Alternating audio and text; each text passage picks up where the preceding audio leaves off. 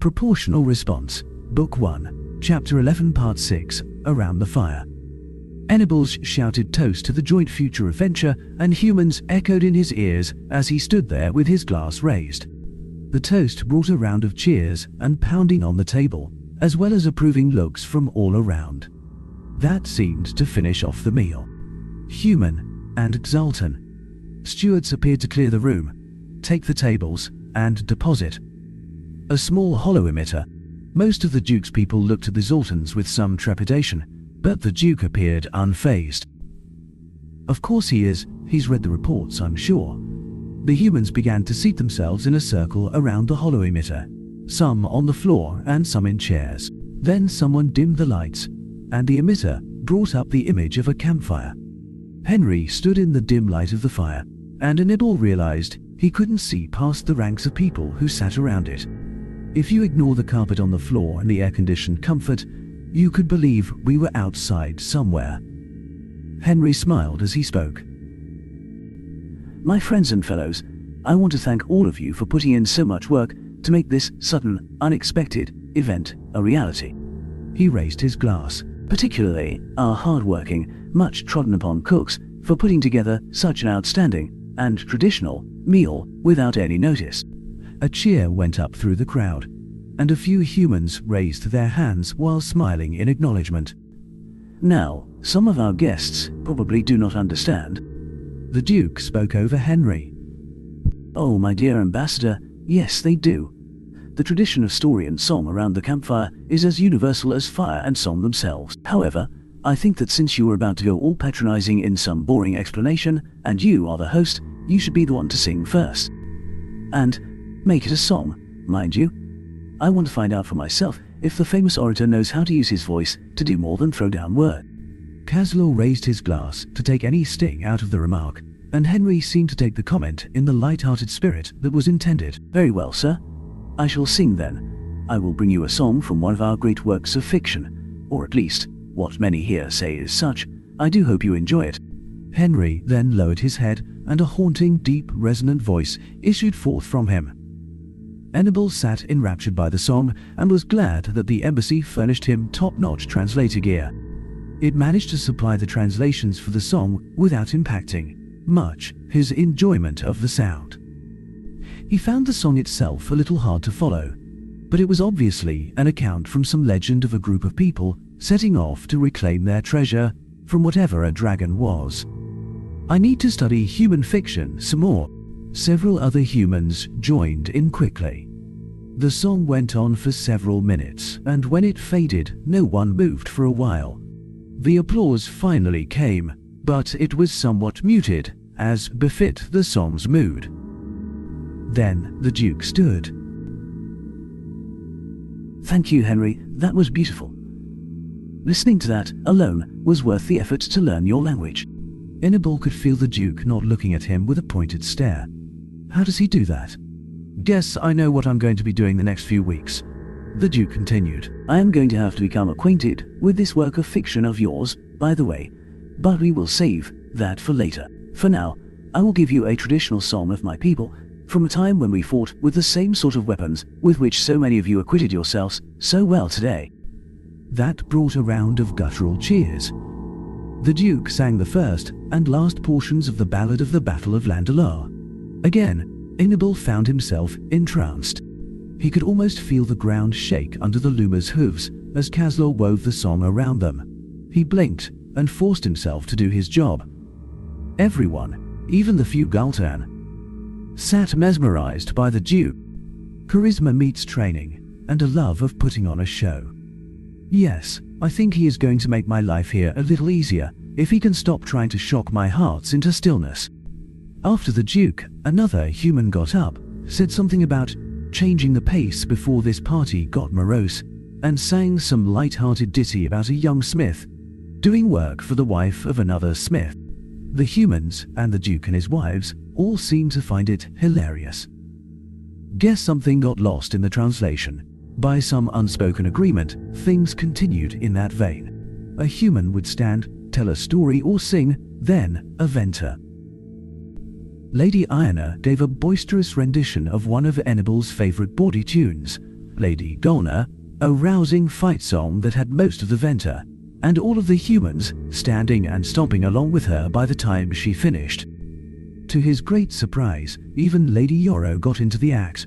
When she moved to the fire, she stood and waited until everyone went quiet, then started with a single, strong, mournful note.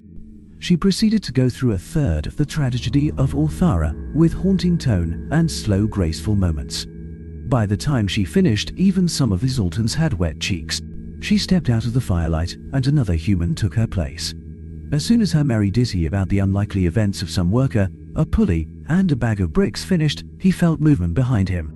Before he could turn to see what it was, he felt delicate feminine hands land on his back and push.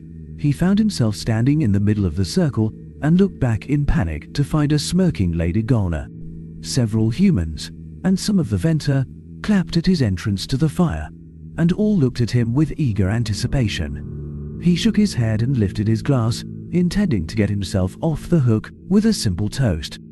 Then he saw something shift from the corner of his eye, and got a warning look from the Duke, and a disappointed look from Henry.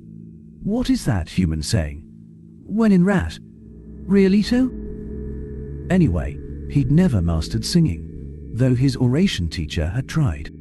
So, he settled for the tale of the farmer and the count, about a count who kept trying to tax a farmer off his land, and the farmer managing to outwit his tax collectors at every opportunity.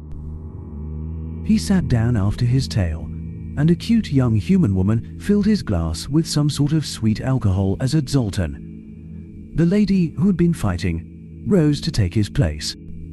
Everyone went silent as she stepped into the firelight. Her song was one of rebellion, of throwing off the yoke of cruel masters who thought only of fighting amongst themselves. It was haunting, stirring, and frightening, all in turn. When she finished, the humans pounded their mugs on their chairs or the floor, and several rose to slap her on the back or the shoulder. She sat with tears in her eyes, and another Venter rose to take her place, making it a point, after a glance at the Duke, to bow to the Zoltan and congratulate her on her performance. Venable sat back and enjoyed several more performers, and felt a little ashamed at the fact that he'd missed so much talent from some he had known so long. After a while, he looked around to try to find Henry and the Duke, to gauge how they were getting along, and realized they had disappeared.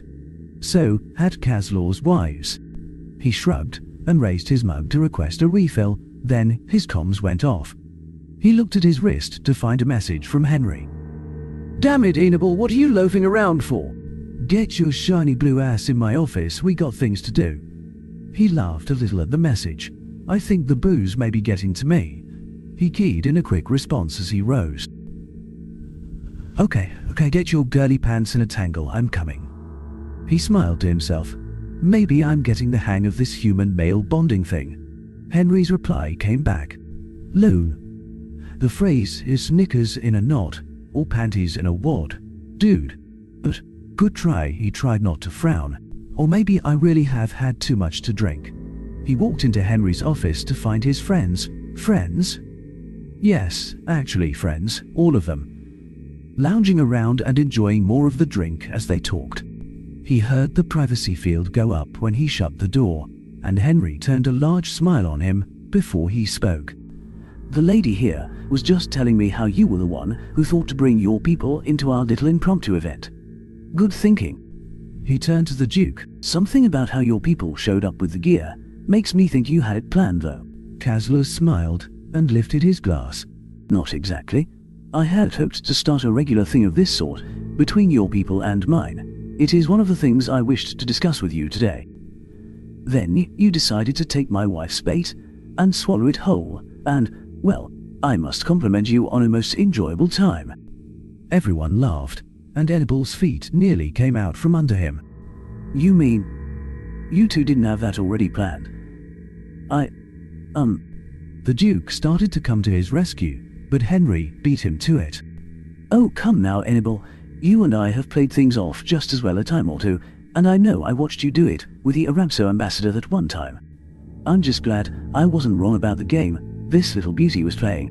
That brought another hearty round of laughter, and another as Lady Ionor sat up very straight, tossed her hair over her shoulder and struck an exaggerated beauty pose. Henry and the Duke exchanged a serious look. "Down to business then," Henry spoke. "Before we get down to the matters at hand, there are a few things I would like to cover. The first is that I figured my little play-acting bit would go over well, and your reaction strengthened certain suspicions I had.